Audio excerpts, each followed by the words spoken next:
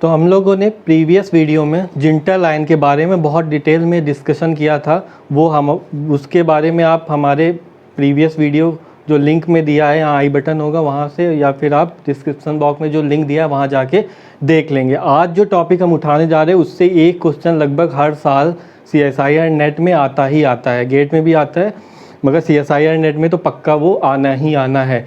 That is isolobal analogy. ठीक है, तो सबसे मेन चीज़ है ये समझना कि आइसोलोबल एनालॉजी आई क्यों। हम लोग पढ़ते रहते हैं कि आइसोलोबल फ्रेगमेंट होने चाहिए, ठीक है, जो आइसोलोबल होते हैं वो उनको रिप्लेस कर सकते हैं, ठीक है, मगर आइसोलोबल एनालॉजी का मीनिंग क्या था आने का।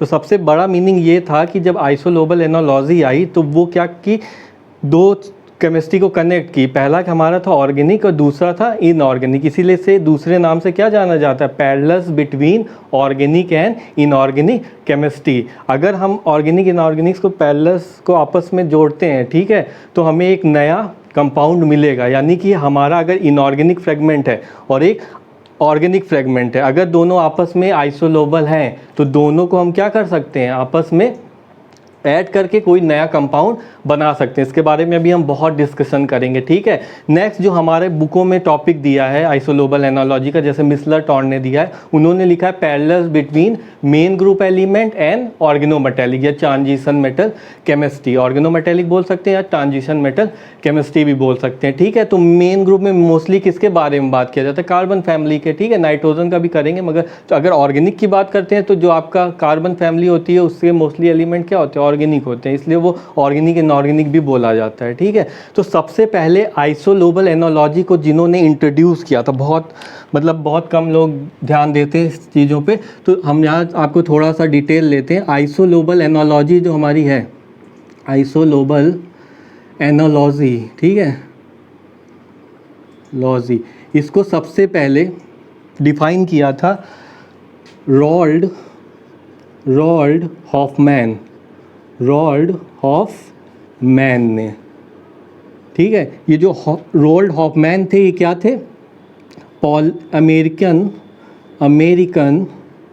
अमेरिकन पॉलिस केमिस्ट या साइंटिस्ट, ठीक है, केमिस्ट। इन्होंने सबसे पहले आइसोलोबल एनालॉजी को इंट्रोड्यूस किया था, ठीक है। इसके लिए इन्हें 1981 में, ठीक है, नोबेल प्राइज़ भी मिला है। ध्यान रखिएगा 1981 में मिला है। मगर इन्हें जो नोबेल प्राइज़ मिला था, ठीक है, नोबेल लेक्चर इन्होंने दिया था, नोबेल प्राइज़, ठीक है, तो इन्हों को जो नोबेल प्राइज़ मिला था वो केवल हॉफ मिला था, ठीक है। अगर कॉन्ट्रीब्यूशन देखा जाए नोबेल प्राइज़ जो केमिस्ट्री में मिला था 1981 में फॉर आइसोलोबल एनालॉजी के लिए, रॉल्ड हॉफमैन को, तो वो किस लिए 1981 में किस लिए मिला था, आइसोलोबल एनालॉजी के लिए, और उस नोबेल प्राइज़ का हाफ इनका कंट्रीब्यूशन माना जाता है। जो हाफ नोबेल प्राइज़ था वो गया था हाफ, जो नोबेल प्राइज़ तो इनका हो गया, ठीक है, आपका किसका, हॉफमैन का, ठीक है, और जो हाफ था अदर हाफ, ठीक है, अदर हाफ जो नोबेल प्राइज़ था, ठीक है, वो नोबेल प्राइज़ गया था जापानीज़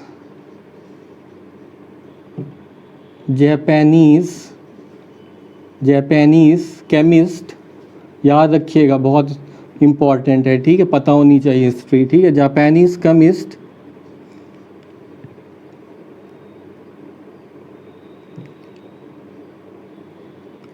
किंची फुकुई, ठीक है, किंची फुकुई, ठीक है। और जो किंची फुकुई थे, ये इसलिए इम्पॉर्टेंट है, बता इसलिए रहा हूँ, जो हमारे किंची फुकुई थे जापानीज़ केमिस्ट, जिन्हें half of the Nobel prize मिला था फॉर आइसोलोबल एनालॉजी के लिए, ये पहले ऐसे साइंटिस्ट थे एशिया के जिसको केमिस्ट्री में नोबेल प्राइज़ मिला था। पहले एशिया के ऐसे साइंटिस्ट थे या केमिस्ट थे जिसको केमिस्ट्री में नोबेल प्राइज़ मिला था। तो याद रखिएगा कि केमिस्ट्री में एशिया का कौन पहला था जिसे नोबेल प्राइज़ मिला था, वो क्या थे, किंची फुकुई, ठीक है। ये किंची फुकुई और रॉल्ड हॉफमैन को कंबाइन रूप से 1981 में आइसोलोबल एनालॉजी के लिए क्या मिला था, नोबेल प्राइज़ मिला था, ठीक है। जो इनका नोबेल लेक्चर था, हॉफमैन ने जो नोबेल लेक्चर दिया उसका जो टाइटल था, ये भी आपको पता होना चाहिए। इन्होंने जो 1981 में नोबेल लेक्चर दिया था उसका टाइटल क्या था, building bridges between organic and inorganic chemistry. Building bridges between organic and inorganic chemistry, ये इनका क्या था, नोबल लेक्चर था जो इन्होंने दिया था। तो इसका अलग से पेपर भी है, आप गूगल पे सर्च करेंगे तो आपको मिल जाएगा, आप पढ़ सकते हैं, बहुत अच्छा पेपर है, ठीक है। तो इनको किसके साथ मिला था, किंची फुकुई, जो कि क्या थे, एशिया के पहले ऐसे साइंटिस्ट थे जिसे केमिस्ट्री में नोबेल प्राइज़ मिला था। दोनों को कंबाइन रूप से किसके लिए मिला था, आइसोलोबल एनालॉजी के लिए। तो इतनी बात क्लियर हो गई होगी कि आइसोलोबल एनालॉजी है क्या, ठीक है। ये दो केमिस्ट्री को जोड़ती है, इनऑर्गेनिक एनऑर्गेनिक को, ठीक है। या फिर हम बोल सकते हैं दो ब्रांचों को जोड़ती है, मेन ग्रुप केमिस्ट्री को और ट्रांजिशन मेटल या ऑर्गेनोमेटेलिक केमिस्ट्री को। अब हम देखेंगे कि आइसोलोबल फ्रेगमेंट्स हम कैसे प्राप्त करेंगे, ठीक है। तो हम नेक्स्ट में अभी देखते हैं कि आइसोलोबल फ्रेगमेंट्स कैसे बनाए जाएंगे। तो हम देख लेते हैं थोड़ा सा कि एक्चुअली है क्या, ठीक है, आइसोलोबल एनालॉजी में। तो जब रॉल्ड हॉफमैन ने अपना ये नोबेल लेक्चर दिया था 1981 में, तो उन्होंने ये बात बोली कि अगर दो फ्रेगमेंट को आइसोलोबल कब बोला जाएगा, ठीक है। तो उन्होंने बोला टू फ्रेगमेंट्स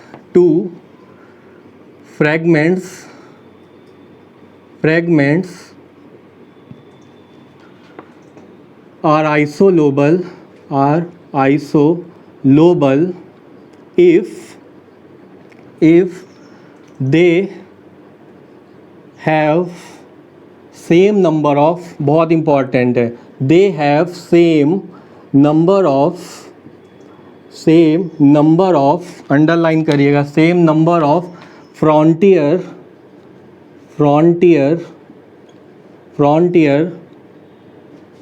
ऑर्बिटल,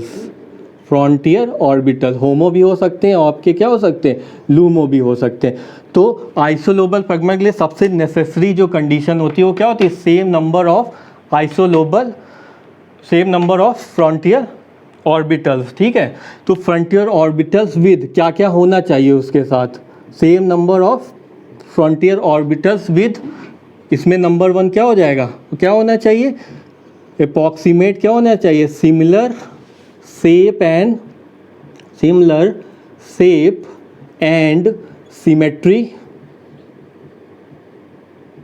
बहुत इंपॉर्टेंट है। जो हमारे फ्रंटियर ऑर्बिटल्स होंगे उनका शेप और सिमेट्री क्या होना चाहिए, सिमिलर होना चाहिए, तभी आपस में कंबाइन करेंगे। सेकंड, अप्रॉक्सीमेट, सिमिलर, एनर्जी भी क्या होनी चाहिए, सिमिलर होनी चाहिए, तभी वो आपस में कंबाइन होंगे, ठीक है, energy. Third same number of, बहुत इंपॉर्टेंट है, same number of electron available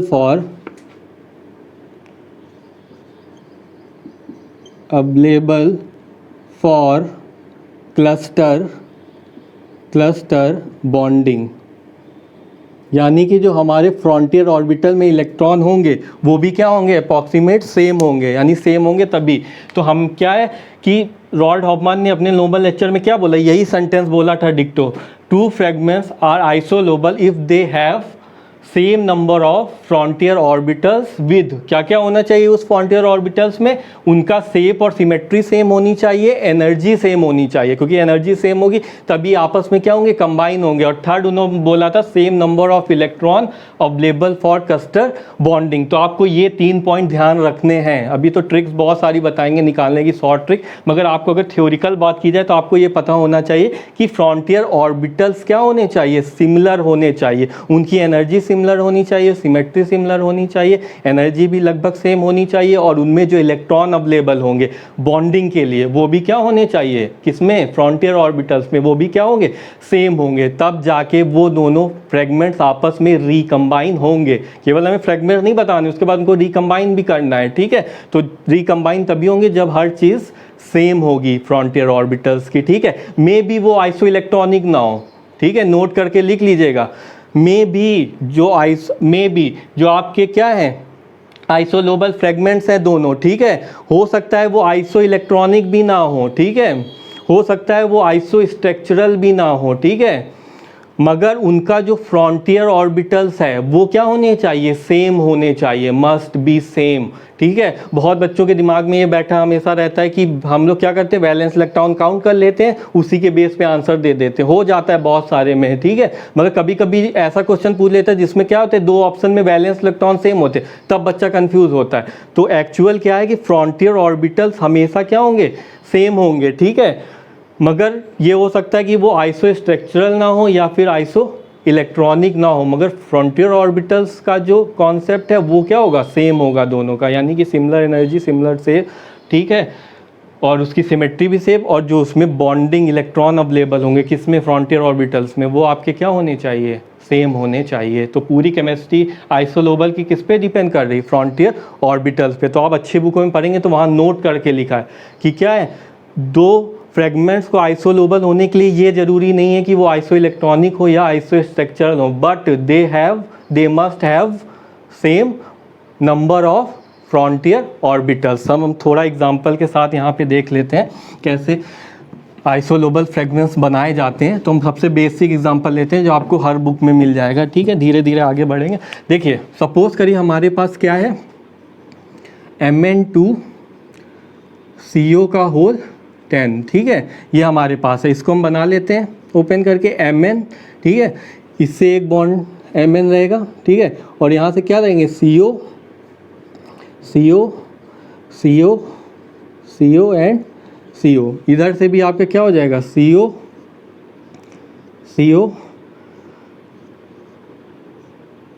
4 हो गए, और ये हो गया आपका 5 CO, ठीक है। तो ये हमारा किसका स्ट्रक्चर, Mn2CO का होल 10। अगर हम इसको 20 से ब्रेक करें, यहाँ से अगर हम इसको फ्रेगमेंट, अब हम इसका फ्रेगमेंट बनाने के लिए क्या करेंगे, इसके बॉन्ड को यहाँ से ब्रेक करेंगे, इसको हमने ब्रेक किया तो क्या होगा, ये 2 पार्ट में टूट जाएगा। अब देखो एक्चुअल में ये कैसे दिखेगा, Mn होगा, ठीक है, यहाँ से एक बॉन्डिंग होगी, एक बॉन्डिंग आपकी इधर से होगी, ठीक है, Mn, और सारे यहाँ पे CO लगे होंगे, ठीक है, यहाँ हम लिख ले रहे हैं CO का होल 5, ठीक है, इधर भी लिख ले रहे हैं CO का होल 5, ठीक है, यहाँ पे इलेक्ट्रॉन होंगे, यानी हम क्या कह रहे हैं, हम इसको ब्रेक कर रहे हैं, इस बॉन्ड को ब्रेक कर रहे हैं, इसको ऐसे भी लिख सकते हैं, ठीक है, हम इस बॉन्ड को यहाँ पे ब्रेक कर रहे हैं। तो हमें क्या मिलेंगे, फ्रेगमेंट्स मिलेंगे। अब जो फ्रेगमेंट्स मिलेंगे वो क्या होंगे, दोनों सिमिलर होंगे, 2 मिलेंगे, मगर दोनों क्या होंगे, इस टाइप के होंगे, Mn, ठीक है, इसके पास क्या होगा, ये आपके फ्रंटियर ऑर्बिटल में एक इलेक्ट्रॉन होगा, सिंगली एक्योपाइड, जिसको हम क्या बोलते हैं, कभी कभी ऑप्शन में आ जाता है सिंगली एक्योपाइड मॉलिक्यूलर ऑर्बिटल्स, ठीक है।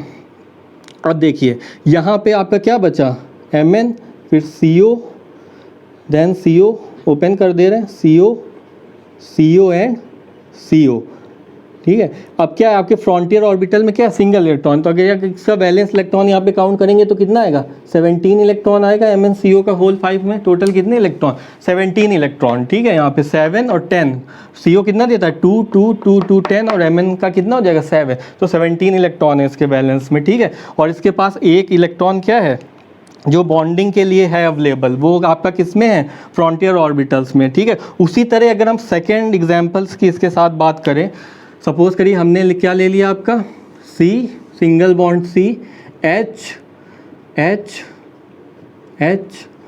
उसी तरह यहाँ भी C2H6 का हम बना रहे हैं, ठीक है, इसको भी वैसे ही हम लिख सकते हैं, ठीक है, कैसे, C हो गया, यहाँ से बॉन्डिंग होगी इसकी, ठीक है, H,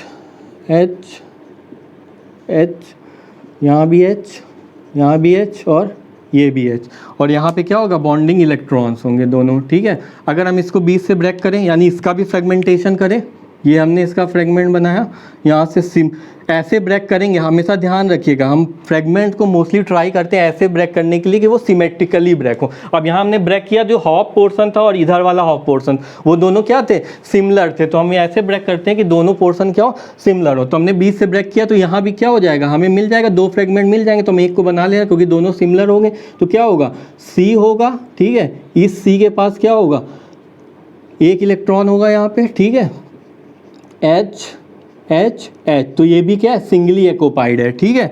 अब क्या होगा, देखिए यहाँ पे भी एक सिंगल एक्ओपाइड है, ये भी सिंगल एक्ओपाइड है। ये आपका क्या है, ऑर्गेनिक फ्रेगमेंट है। अगर बोले हैं तो कार्बन का है, ठीक है, आप जानते हैं जो हमारा C2H6 होता है ऑर्गेनिक है, ठीक है। तो हम इसको बोल सकते हैं एज अ मेन ग्रुप या ऑर्गेनिक फ्रेगमेंट, ठीक है। ऑर्गेनिक फ्रेगमेंट भी बोल सकते हैं और मेन ग्रुप फ्रेगमेंट भी बोल सकते हैं, मेन ग्रुप का है, ठीक है। और ये आपका किसका है, ऑर्गेनोमेटेलिक या transition metal fragment, organometallic fragment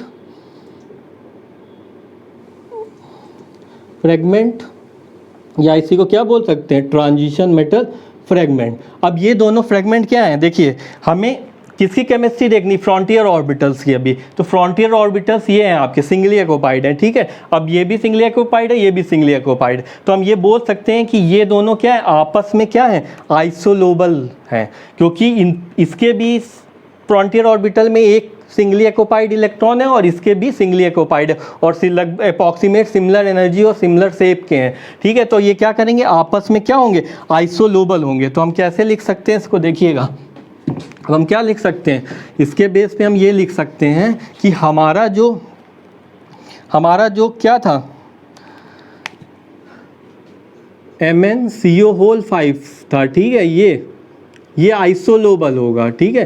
जो MnCO5 है ये हमारा आइसोलोबल है, ठीक है। ये साइन होता है उसका, ठीक है, आइसोलोबल है। वो किसके आइसोलोबल है, CH3 के आइसोलोबल है। ये हमारा कितने इलेक्ट्रॉन स्पीसीज है, 7 इलेक्ट्रॉन, 4 और 3 7, ठीक है। ये हमारी कितनी है, 17 इलेक्ट्रॉन स्पीसीज है और ये हमारी क्या है, 7 इलेक्ट्रॉन है। ये आपस में क्या आइसोलोबल है। तो आइसोलोबल का साइन क्या होता है, डबल हेडेड एरो, ध्यान दीजिएगा। अभी बच्चे यही नहीं जान पाते ये साइन बनाया क्यों जाता है, ठीक है। तो ये क्या होता है, डबल हेडेड एरो एंड क्या होता है, and half of the orbital. ये जो बनाया जाता है ये क्या है आपका, फ्रंटियर ऑर्बिटल है। ये ऐसे जानबूझ के नहीं बनाया जाता। बहुत बच्चे कहते थे कर्ली एरो, कर्ली एरो का मतलब क्या है, एक्चुअल डबल हेडेड एरो है कि ये आपस में क्या हो सकते हैं, इंटरचेंज हो सकते हैं, ठीक है। और दूसरा क्या है, ये जो बनाने का है, ये क्या डिफाइन करता है कि double headed arrow with half of the orbital below, ध्यान दीजिएगा, double headed arrow with half of the orbital below. ये एक ऑर्बिटल है ना, इस तरह बनाए, तो कहीं भी नहीं, बहुत लोग ऐसे करके ऊपर बना देते हैं, नीचे नहीं। आपको ध्यान देना है, अगर आप स्टैंडर्ड बुक पढ़ेंगे तो वहाँ साफ साफ लिखा double headed arrow with half of the orbital below. तो ये आपका आइसोलोबल का फ्रेगमेंट है। तो अभी तक क्या क्लियर हुआ कि जो CH3 है 7 इलेक्ट्रॉन स्पीसीज है, वो हमारी क्या है 17 इलेक्ट्रॉन के आइसोलोबल है। यानी कि ये जो ऑर्गेनिक फ्रेगमेंट है, ये मेन ग्रुप फ्रेगमेंट था, ये किसके आइसोलोबल है, ऑर्गेनोमेटेलिक फ्रेगमेंट के। और अगर इसके दोनों फ्रंटियर ऑर्बिटल्स की एनर्जी सिमेट्री सेम है तो ये क्या करेंगे, आपस में क्या कर सकते हैं, रीयूनाइट कर सकते हैं या रिकम्बाइन कर सकते हैं। तो ये देखा गया है कि ये क्या करते हैं, आपस में कंबाइन हो जाते हैं। तो देखिएगा ये आपस में कंबाइन होते हैं, यहाँ पे देखिए बहुत इंपॉर्टेंट है, ये आपस में अभी हम क्या कर रहे हैं, दोनों को कंबाइन करेंगे। Mn का लिया, ठीक है, MnCO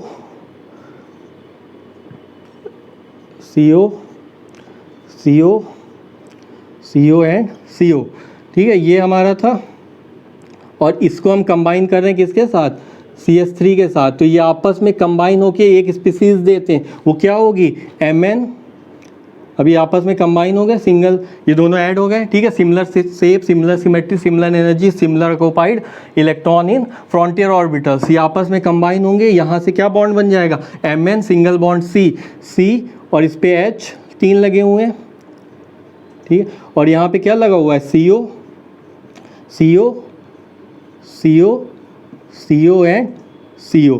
ये कंपाउंड वेल नोन कंपाउंड है, आपको मिल जाएगा MnCO का होल 5 CH3, ठीक है। ये क्या है, वेल नोन कंपाउंड है। तो हमने क्या देखा, अगर किसी आइसोलोबल फ्रेगमेंट्स में हमारा फ्रंटियर ऑर्बिटल्स में, ठीक है, इलेक्ट्रॉन सेम है, बॉन्डिंग इलेक्ट्रॉन जो है, फ्री इलेक्ट्रॉन वो सेम है, ठीक है, बॉन्डिंग इलेक्ट्रॉन, तो वो आपस में रीयूनाइट भी हो सकते हैं। तो हमने क्या किया, एक फ्रेगमेंट हमारा ऑर्गेनिक फ्रेगमेंट था, एक फ्रेगमेंट हमारा ऑर्गेनोमेटेलिक था। तो हमने क्या किया, ऑर्गेनिक फ्रेगमेंट को ऑर्गेनोमेटेलिक फ्रेगमेंट से क्या कर दिया, जोड़ दिया, यानी कि हमने दो केमिस्ट्री को, ऑर्गेनिक और इनऑर्गेनिक को आपस में कंबाइन करके एक नया कंपाउंड बना दिया। तो इसीलिए आइसोलोबल एनालॉजी बहुत ज़्यादा इंपॉर्टेंट, नया एवोल्यूशन था आपकी और केमिस्ट्री में, तभी इसलिए इनको क्या मिला था, रॉल्ड हॉफमैन को नोबेल प्राइज़, आसानी से तो मिलता नहीं है। ठीक है, अब इसी तरह क्या है, देखिए बहुत सारे एग्जाम्पल हैं इसके बाद आपका। अगर हम हाइड्रोजन की बात करें, ठीक है, तो हाइड्रोजन में क्या है आपका H, सपोज करिए एक H,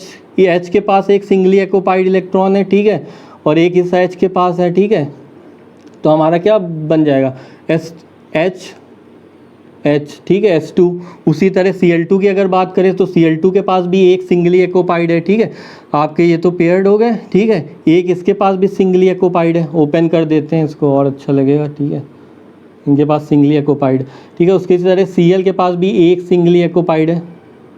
जब हमने किसको ब्रेक किया, Cl2 को, Cl सिंगल बॉन्ड Cl को ब्रेक किया, उसी तरह अगर हम किसको ब्रेक करते, CH3 को ब्रेक करते तो भी आ जाता हमारा ये। तो हम बोल सकते हैं क्या है, अब देखिए H के पास भी क्या है, सिंगली एक्यूपाइड है इसमें, इसके पास भी सिंगली एक्यूपाइड है, इसके पास, यानी कि अगर हम एक फ्रेगमेंट को उठाएंगे तो इससे कंबाइन कर सकते हैं। देखिए इसके भी फ्रंटियर ऑर्बिटल में क्या है, एक सिंगली एक्यूपाइड है, इसके फ्रंटियर ऑर्बिटल में भी एक सिंगली एक्यूपाइड है, यानी कि हम इन दोनों को आपस में रीयूनाइट कर सकते हैं, यानी जोड़ सकते हैं। तो क्या बनेगा, MnCO5H, यानी कि हम बोल सकते हैं कि जो CH3 था उसके पास भी सिंगली एक्यूपाइड था, MnCO5 था उसके पास भी सिंगली एक्यूपाइड इलेक्ट्रॉन था, H जो है उसके पास भी सिंगली एक्यूपाइड है, जो हैलोजन है हमारा क्लोरीन उसके पास भी सिंगली एक्यूपाइड है। तो ये क्या हो सकते हैं, आपस में ये फ्रेगमेंट रिकम्बाइन हो सकते हैं, यानी कि हम बोल सकते हैं ये आपस में क्या आइसोलोबल फ्रेगमेंट्स हैं।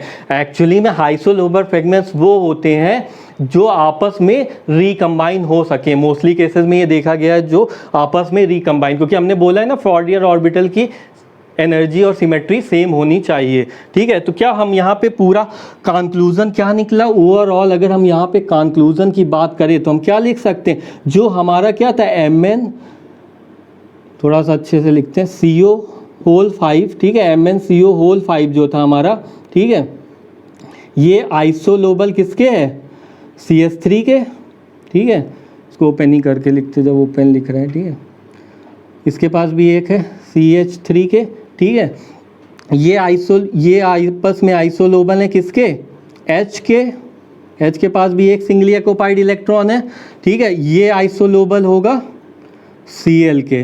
तो इतने आपस में आइसोलोबल हैं। अब आपको कॉन्सेप्ट समझ में आ गया होगा कि क्या है, जिसके पास क्या हो, फ्रंटियर ऑर्बिटल में सिमिलर इलेक्ट्रॉन हो बॉन्डिंग के लिए, तो सबके पास सिंगली एक्यूपाइड इलेक्ट्रॉन थे, इसलिए सारे के सारे क्या हो गए, आपस में आइसोलोबल, यानी कि ये भी इससे रीयूनाइट हो सकता है, यानी MnCO5Cl बना सकता है, ये इससे भी कंबाइन हो सकता है, MnCO5H बना सकता है, बहुत अच्छी स्पीसीज है, ठीक है, और ये दोनों हमने अभी आपको कंबाइन करके दिखाया। तो इतने आइसोलोबल फ्रेगमेंट है। तो ये थी बेसिक थ्योरी जो हॉफमैन ने बताई थी। अब हम थोड़ा अपने कॉन्सेप्ट से, अपनी ट्रिक्स के अनुसार कि नेट पे कैसे अप्लाई करेंगे, उनको हम नेक्स्ट सेगमेंट में देखते हैं। अब हम देखेंगे कि हम आइसोलोबल फ्रेगमेंट्स को कैसे चेक करते हैं। तो हम एक आपको सीक्वेंस बताएंगे, वैसे हम इसको चेक करेंगे। तो देखिएगा कि अगर हमें किसी आइसोलोबल फ्रेगमेंट को चेक करना है तो सबसे पहले हम क्या देखेंगे, उसका फ्रंटियर ऑर्बिटल्स सेम होने चाहिए, ठीक है, फ्रंटियर ऑर्बिटल्स। देन चेक किया जाता है वैलेंस इलेक्ट्रॉन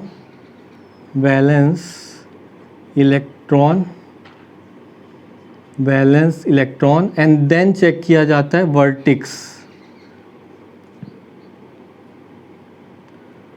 वर्टिक्स बोलो या फिर बोल सकते हैं आप कोऑर्डिनेशन नंबर, ठीक है।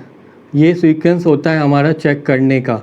तो जब नेट में आता है, ठीक है, तो हम लोग क्या करते हैं कि देखिए ऑप्शन रहते हैं नेट में, तो हम लोग क्या करते हैं, सबसे पहले चेकआउट कर लेते हैं बैलेंस इलेक्ट्रॉन, ठीक है। अगर बैलेंस इलेक्ट्रॉन की एनालॉजी सेम है तो हम आंसर वहाँ पे आसानी से बता सकते हैं। कभी कभी क्या होता है, दो ऑप्शन जब चेकआउट करते हैं तो वैलेंस इलेक्ट्रॉन दो ऑप्शन में सेम आता है। तो अगर सपोज दो ऑप्शन ऐसे आ रहे हैं जिसमें अभी हम लोग करवाएंगे, ठीक है, जिसमें आपका क्या हो रहा है, वैलेंस इलेक्ट्रॉन सेम आ रहा है, तब क्या चेक करेंगे, वर्टिक्स या कोऑर्डिनेशन नंबर। तो अभी हम बताएंगे कि कैसे हमें चेकआउट करना होता है। देखिए, तो वैलेंस इलेक्ट्रॉन को चेक करने के लिए क्या करते हैं, देखिए इधर हम लिख लेते हैं, ट्रांजिशन मेटल फ्रेगमेंट, ठीक है, और एक साइड लिख लेते हैं मेन ग्रुप फ्रेगमेंट, ठीक है, ट्रांजिशन मेटल फ्रेगमेंट और मेन ग्रुप फ्रेगमेंट। अगर ट्रांजिशन मेटल फ्रेगमेंट हमारा क्या है, अगर ट्रांजिशन मेटल फ्रेगमेंट हमारा 18 इलेक्ट्रॉन है, ठीक है, आपको पता है जो हमारे ट्रांजिशन मेटल होते हैं, ठीक है, ट्रांजिशन मेटल होते हैं या ऑर्गेनोमेटेलिक्स होते हैं, वो क्या फॉलो करते हैं, 18 इलेक्ट्रॉन फॉलो करते हैं रूल, ठीक है, और जो मेन ग्रुप के होते हैं वो क्या फॉलो करते हैं, ऑक्टेट रूल फॉलो करते हैं। तो हम जो पेरेंट मानते हैं, इसको हम मान सकते हैं कि ये पेरेंट है, ठीक है, पेरेंट है, तो ये 18 इलेक्ट्रॉन फॉलो करते हैं, ठीक है, ऑर्गेनोमेटेलिक्स वाले जो ट्रांजिशन मेटल के होते हैं, और जो हमारे मेन ग्रुप के होते हैं वो ऑक्टेट रूल फॉलो करते हैं, तो 8 इलेक्ट्रॉन है। तो ये माना गया है कि जो 18 इलेक्ट्रॉन होते हैं वो आइसोलोबल किसके होते हैं, 8 इलेक्ट्रॉन के होते हैं, ठीक है, 18 वाले 8 होते हैं। उसी तरह क्या होते हैं, 17 इलेक्ट्रॉन वाले जो हमारे होते हैं वो आइसोलोबल होते हैं 7 इलेक्ट्रॉन के, 16 इलेक्ट्रॉन वाले आइसोलोबल होंगे 6 इलेक्ट्रॉन के, 15 इलेक्ट्रॉन वाले आइसोलोबल होते हैं 5 इलेक्ट्रॉन्स के। उसी तरह अगर हम देखें यहाँ पे 15 हो गया हमारा, 14 इलेक्ट्रॉन वाले आइसोलोबल होंगे 4 इलेक्ट्रॉन के, 13 इलेक्ट्रॉन वाले आइसोलोबल होंगे 3 इलेक्ट्रॉन के, ठीक है, बहुत ज़्यादा नहीं जाएंगे, ठीक है। तो आपको ध्यान रखना। अब देखिए इसके लिए यहाँ पे कुछ देख लीजिए कि जो मेन ग्रुप फ्रेगमेंट होते हैं उसमें 8 इलेक्ट्रॉन कौन कौन फॉलो करते हैं, जो आइसोलोबल होंगे, ठीक है। तो या इधर की तरफ हम अगर 18 इलेक्ट्रॉन वालों की बात करें, 18 इलेक्ट्रॉन वालों की, तो इसका एग्जांपल हम क्या ले सकते हैं, 18 इलेक्ट्रॉन का जो एग्जांपल हम ले सकते हैं वो हम ले सकते हैं CR, दिखेगा नहीं इससे, तो 18 इलेक्ट्रॉन का जो एग्जांपल सबसे बेस्ट है CrCO का होल 6। ये कितने हो गए, जो कार्बोनाइल होता है 2 इलेक्ट्रॉन देता है, 6 तो 12 हो गए, 6 18, तो ये 18 वाला जो हमारा है, ठीक है। या आइसोलोबल किस किस के हो सकता है 8 इलेक्ट्रॉन के, तो कुछ एग्जांपल लेते हैं। मेन ग्रुप में BS3 में कितने होंगे, 3 और 3 6, बोरॉन के वैलेंस में 3 और 3 हाइड्रोजन है 6, या फिर क्या लिख सकते हैं इसको, सॉरी 8 इलेक्ट्रॉन है ना, तो इसका लिख सकते हैं हम H5, ठीक है, ये भी पाया जाता है, ठीक है, या फिर लिख सकते हैं CH4।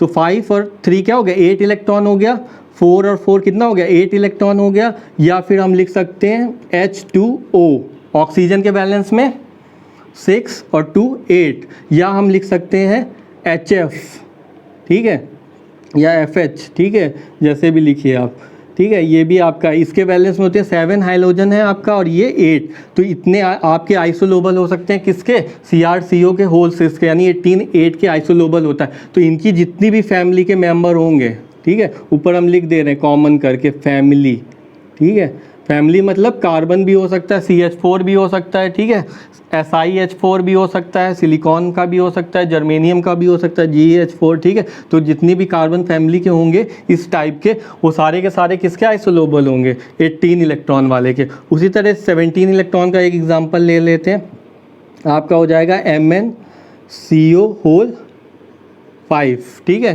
तो ये हमारा आइसोलोबल होगा किसके, BH4 के हो सकता है, 3 और 4 7, तो 7 इलेक्ट्रॉन हो गया आपका, ठीक है। उसी तरह यहाँ पे हो जाएगा CH3, 4 और 3 7, अब ये क्या हो जाएगा OH, ठीक है, ये हो गया 6 7, और यहाँ हो गया F, ठीक है। तो ये पूरी फैमिली इनकी जितनी भी है, ठीक है, जितनी भी इनकी फैमिली है।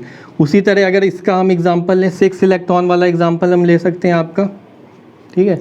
हम यहाँ पे कर ले रहे हैं CO का होल 4, और यहाँ लिख ले रहे हैं Fe, ठीक है, FeCO का होल 4 कितना हो जाएगा 8 और 8 16। ये आइसोलोबल किसका हो सकता है, BH3, ठीक है, 6 इलेक्ट्रॉन की स्पीसीज है आपकी। ठीक है। और कौन कौन हो सकते हैं इसमें, CS2 हो सकते हैं, ज़्यादा से ज़्यादा यही पूछा जाता है CS2 और BS3, ठीक है।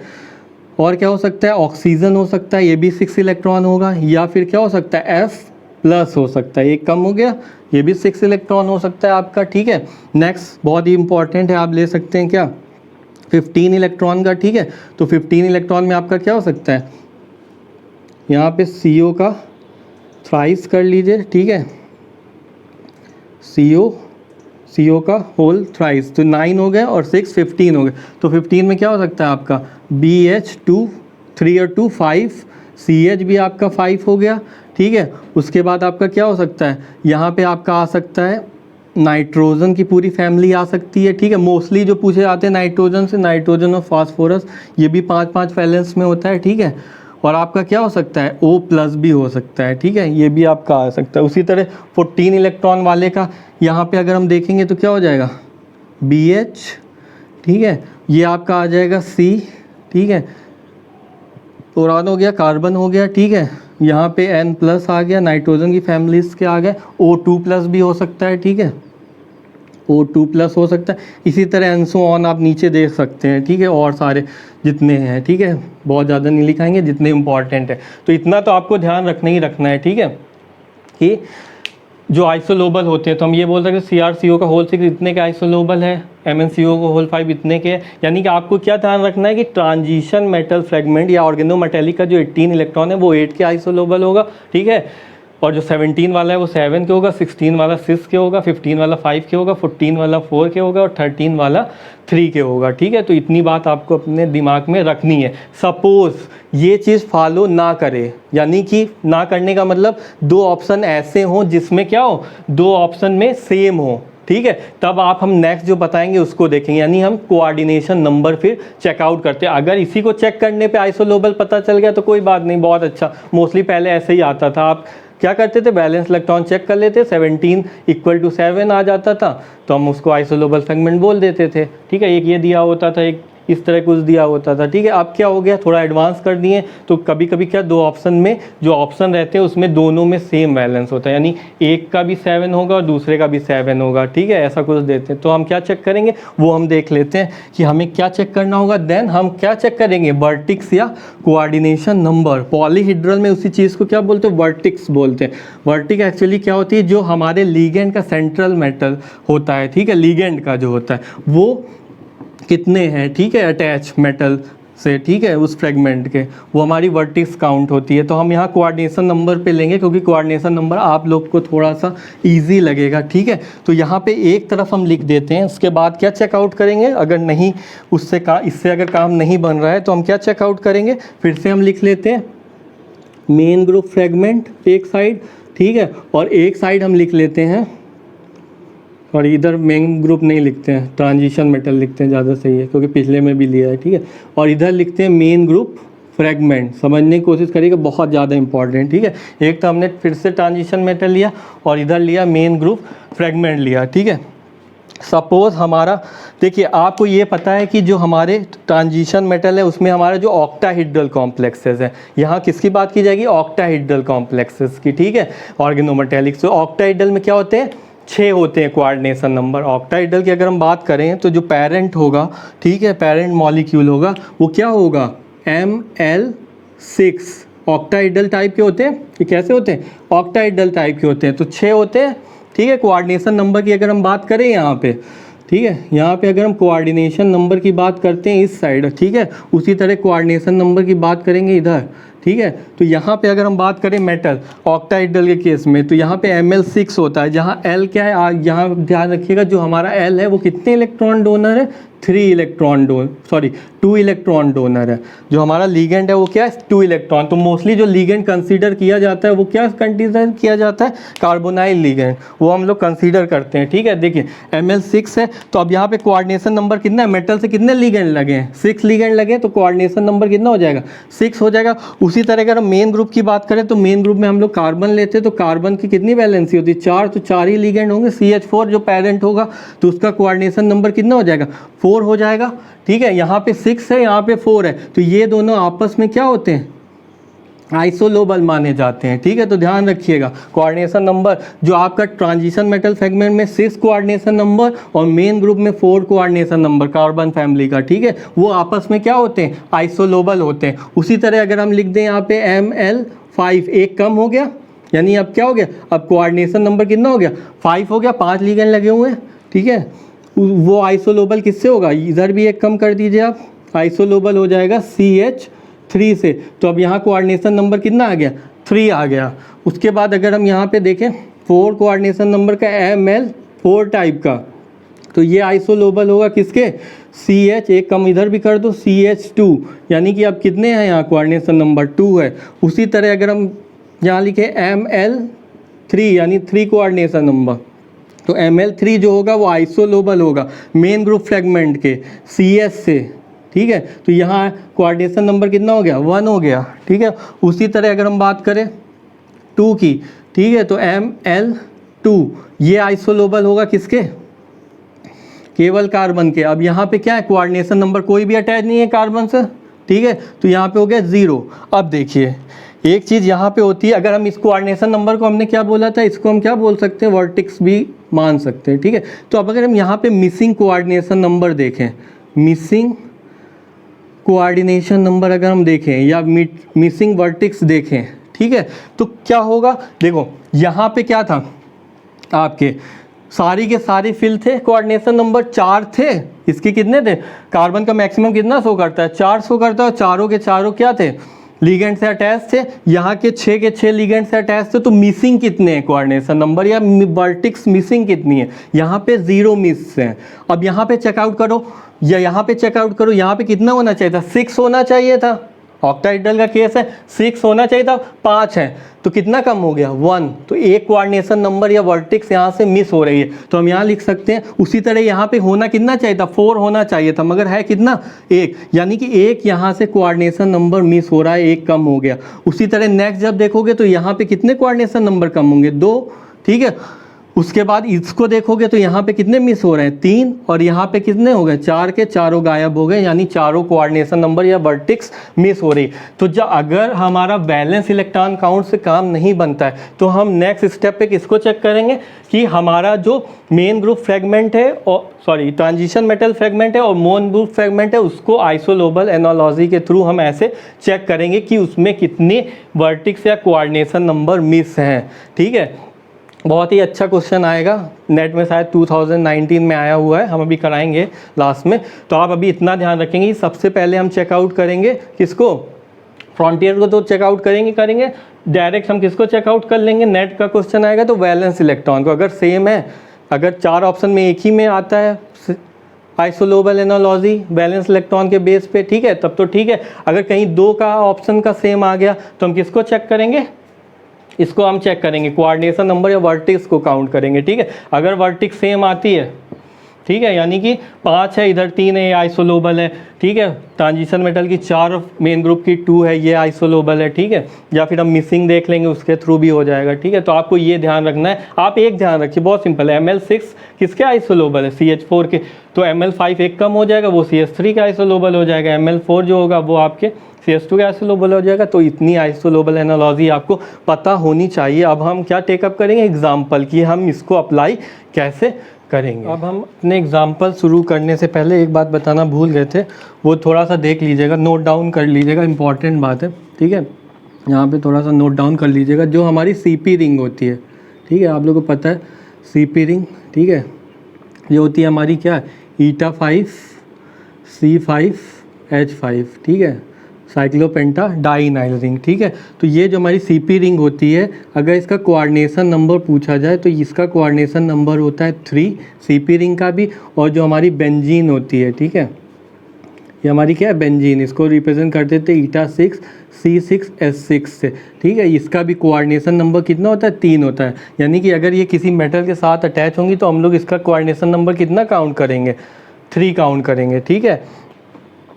और इसका इलेक्ट्रॉन कॉन्ट्रीब्यूशन तो आपको पता ही है, ये आपका 5 इलेक्ट्रॉन करता है, ठीक है, और ये कितने इलेक्ट्रॉन करता है, 6 इलेक्ट्रॉन करना। कहने का मतलब ये है कि अगर सपोज CP रिंग लगी है, ठीक है, ये हमारी CP रिंग है और इससे कोई मेटल अटैच, सपोज करो Mn है, तो क्या होगा, अब Mn इससे जब अटैच है तो इसका जो Mn हमने अभी बताया था कि जो हमारे ट्रांजिशन मेटल फ्रेगमेंट होते हैं कितना होता है ऑक्टाहेड्रल में 6 होता है, Ml6 टाइप का होता है, ठीक है। हमने क्या बताया था Ml6 यानी 6 कोऑर्डिनेशन नंबर होता है, ठीक है, 6 कोऑर्डिनेशन नंबर होता है। तो 3 तो ये ले गया, ठीक है। तो अब 3 कोऑर्डिनेशन नंबर अगर ये ले गया तो बचे कितने, 1 2 और 3।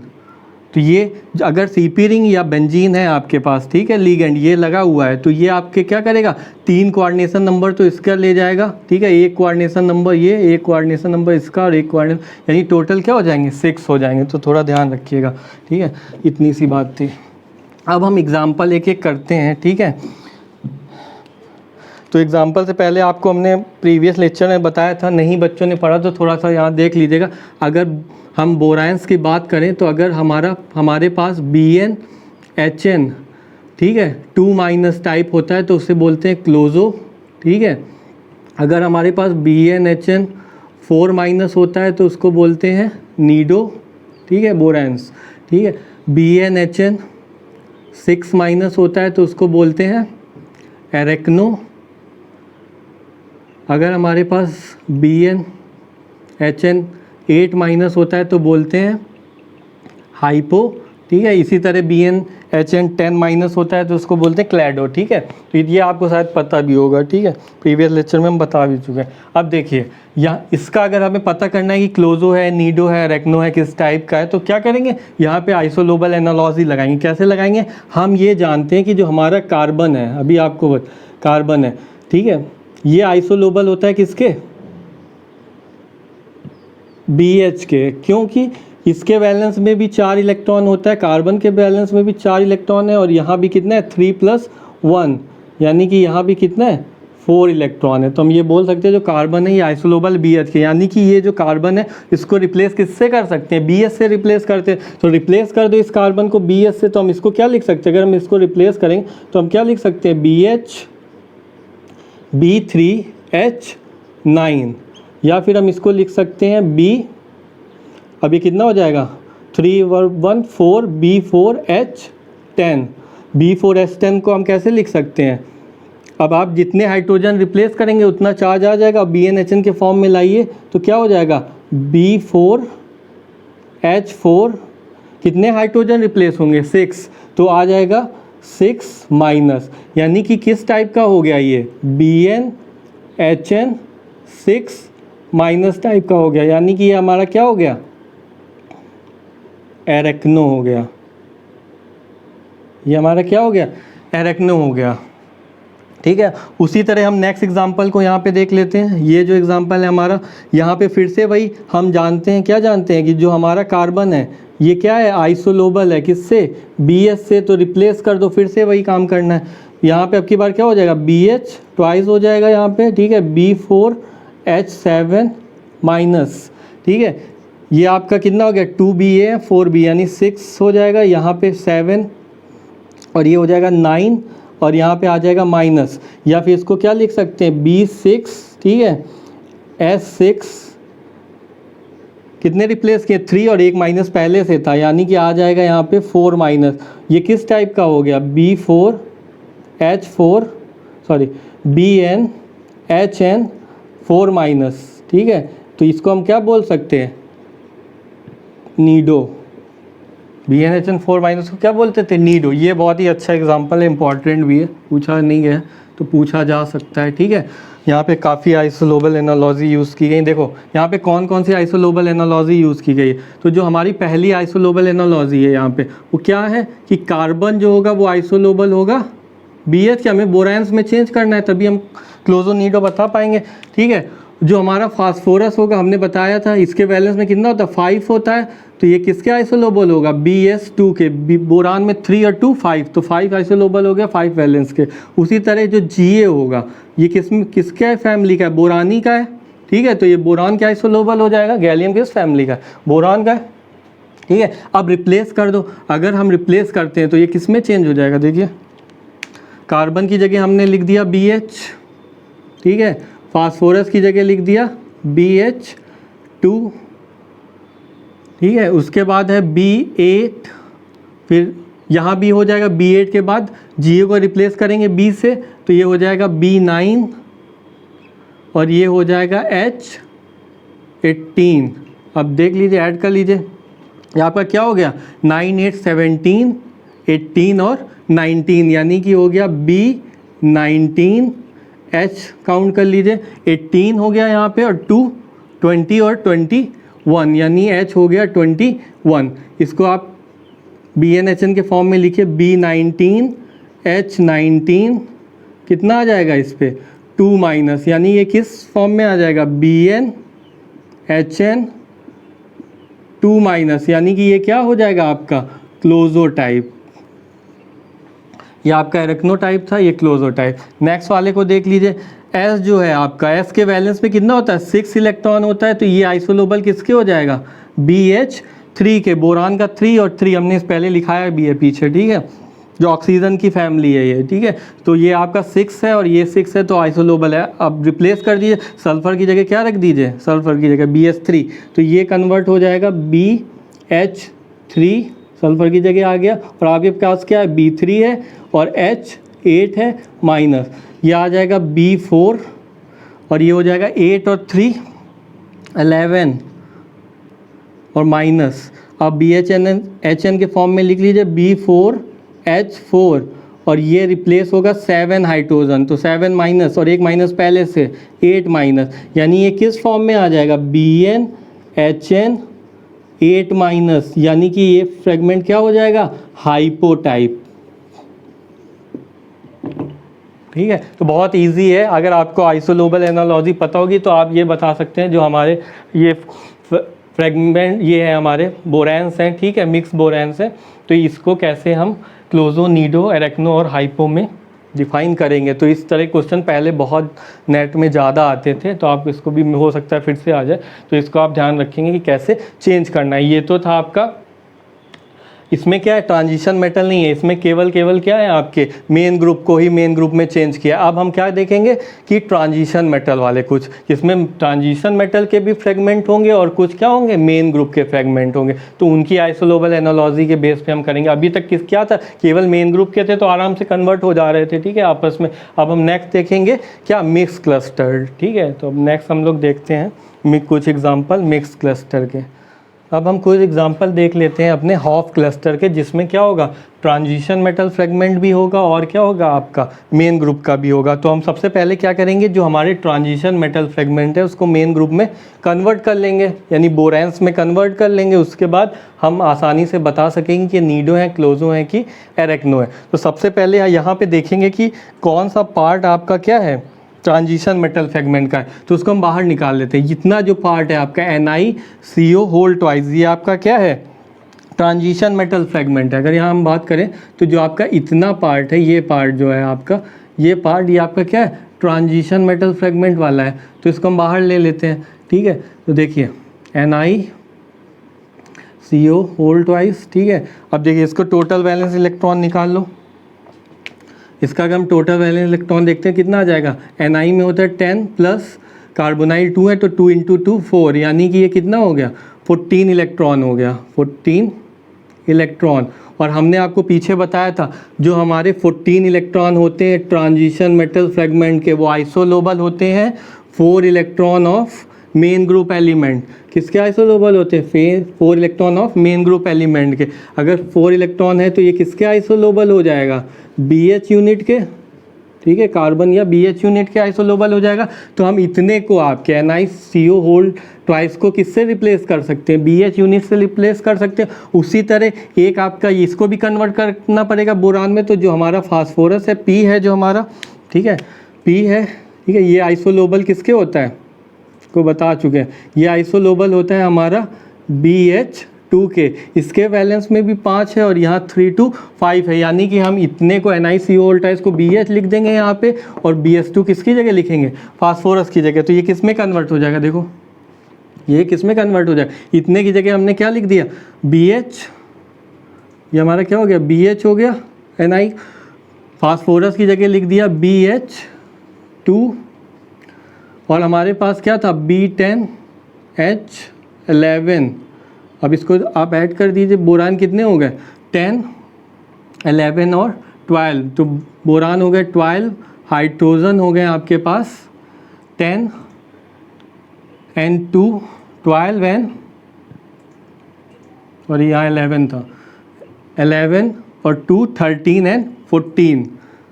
अब इसको आप BnHn के फॉर्म में लिख लीजिए, B12 H12, कितना आ जाएगा, 2 हाइड्रोजन रिप्लेस किए 2 माइनस, यानी ये क्या किस फॉर्म में आ गया, BnHn 2 माइनस, और BnHn 2 माइनस को क्या बोला था, क्लोजो। तो ये हमारा हो गया क्लोजो। बहुत इजी अगर आपको आइसोलोबल फ्रेगमेंट पता है, ठीक है। उसी तरह अगर ये देखिए, ये क्वेश्चन आया था हमारा किसमें, नेट दिसंबर 2016 में, ठीक है।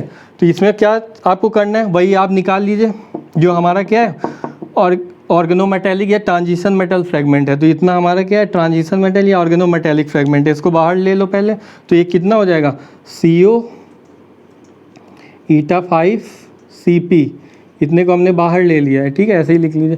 अब देखो इसका ऐड करो, कितना हो जाएगा, 9 हो गया कोबाल्ट का, ठीक है, प्लस Cp का होगा 5, ये कितना हो गया, इक्वल टू 14 इलेक्ट्रॉन। अब ट्रांजिशन मेटल का 14 आइसोलोबल किसके होता है, 4 इलेक्ट्रॉन के, अभी ऊपर भी हुआ है, ठीक है। अगर 4 इलेक्ट्रॉन है तो ये आइसोलोबल किसके हो जाएगा, BH के, लिखा चुके हैं आपको पीछे चार्ट, ठीक है, BH के। यानी कि इतने की जगह हम क्या लिख सकते हैं, BH, COCP की जगह क्या लिख सकते हैं, BH, यानी कि हमने ट्रांजिशन मेटल फ्रेगमेंट को मेन ग्रुप फ्रेगमेंट में कन्वर्ट कर लिया। तो अब हम इसको कैसे लिख सकते हैं, इतने की जगह हम क्या लिख लेंगे, BH, ठीक है, इतने की जगह हो गया BH, और ये हो गया B4H8।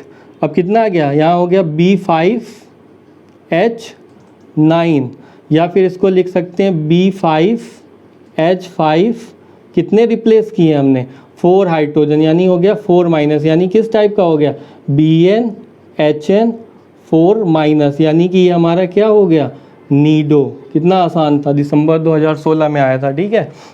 उसी तरह ये भी पूछा गया था दिसंबर, एक साथ दोनों पूछे गए थे, ये भी आया था दिसंबर, नेट दिसंबर 2016 में, ठीक है। अब यहाँ पे बच्चे क्या किसमें कंफ्यूज हुए थे, थोड़ा ध्यान दीजिएगा, कहाँ पे कंफ्यूज हुए थे, वो ये देख लिए थे eta2, तो अब वो कंफ्यूज हो गए eta2 का क्या काम है आइसोलोबल में, ठीक है। तो eta2 आपको नहीं देखना है, eta2 क्या बताएगी, हेप्टासिटी, कि आपके लिगेंड के एटम कितने मेटल से डायरेक्ट कनेक्ट हैं, वो हेप्टासिटी।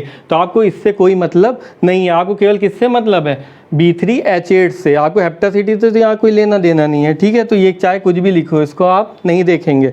तो आप देखिए, हमें यहाँ से पहले ट्रांजिशन मेटल वाला पार्ट निकालना है। तो ट्रांजिशन मेटल वाला पार्ट कितना है, MnCO4। तो हम इसको ऐसे भी लिख सकते हैं, कैसे लिख सकते हैं, MnCO4, ठीक है। और क्या लिख सकते हैं, B3H8, हेप्टासिटी को नहीं देखना है। तो हम इसको पहले कन्वर्ट कर लेते हैं, इस पार्ट को, ठीक है। इस पार्ट को अगर हम पहले कन्वर्ट करते हैं तो कितना आ जाएगा, 7 होता है Mn के, और 8 ये है, यानी कि ये कितना है हमारा, 15 है। 15 इलेक्ट्रॉन किसके आइसोलोबल होता है, हमने बताया था आपको, 5 इलेक्ट्रॉन के मेन ग्रुप के, ट्रांजिशन मेटल का 15 5 के होता है, और 5 जो होता है वो क्या हो आइसोलोबल हो जाएगा, BH2 के, आइसोलोबल हो जाएगा BH2 के, ठीक है, 3 2 5, ठीक है। आप क्या करेंगे, इतने की जगह MnCO4 की जगह क्या रख देंगे, BH2, तो आप रख दीजिए BH2। तो इसमें क्या हो जाएगा, यहाँ पे आपका आ जाएगा BH2 B3H8, 3 1 4 हो जाएगा, B4H10, 8 to 10, या इसी को लिख सकते हैं BnHn के फॉर्म में B4H4, 6 हाइड्रोजन रिप्लेस किए, सॉरी H4 6 हाइड्रोजन रिप्लेस किए, तो 6 माइनस, यानी ये किससे रिजेंबल कर रहा है, BnHn 6 माइनस से रिजेंबल कर रहा है। यानी कि ये जो हमारा फ्रेगमेंट है ये क्या है हमारा, एरेक्नो टाइप। तो हमने तीनों टाइप देख लिया जो मेन थे, ये नेट में आए थे। तो क्या करेंगे आप, अगर आपको क्या दिया, हाफ क्लस्टर या ट्रांजिशन मेटल को मिक्स करके दिया हो मेन ग्रुप के साथ, तो सबसे पहले आप किसको करेंगे, ट्रांजिशन मेटल को मेन ग्रुप में कन्वर्ट कर लेंगे बोरैंस में, फिर आप उसको आसानी से बता पाएंगे कि आपका नीडो है कि क्लोजो है, एरेक्नो, हाइपो है, हाइपर क्लोजो है, जो भी है, ठीक है। तो ये आपको इस तरह दोनों के निकालने हैं। अब हम देखते हैं कुछ एडवांस एग्जाम्पल। दिया है Fe3CO whole 12 is isolobal with, 4 option दिए थे, साइक्लोप्रोपेन, साइक्लोब्यूटेन, साइक्लोपेंटेन, एडमेंटेन। तो इसको करने का देखिए सिंपल तरीका है, आप सबसे पहले क्या लिखेंगे, Fe3CO12, ठीक है। अब इसको हम सिंगल मेटल में कन्वर्ट कर लेते हैं जिससे हमें 18 इलेक्ट्रॉन रूल अप्लाई कर सकें, ठीक है। अब देखिए इसको अगर हम करते हैं तो इसको ऐसे भी लिख सकते हैं, कैसे लिख सकते हैं, FeCO होल 4 और इसका पूरा ट्वाइस, इसको ऐसे भी लिख सकते हैं, ऑब्वियस सी बात है, इसको हम ऐसे लिख सकते हैं। अब देख लीजिए यहाँ पे कितना है आपका, Fe आपका 8 है, ठीक है, प्लस 4CO, यानी कि हमारा कितना हो गया 8, यानी कि हमारा हो गया 16 इलेक्ट्रॉन।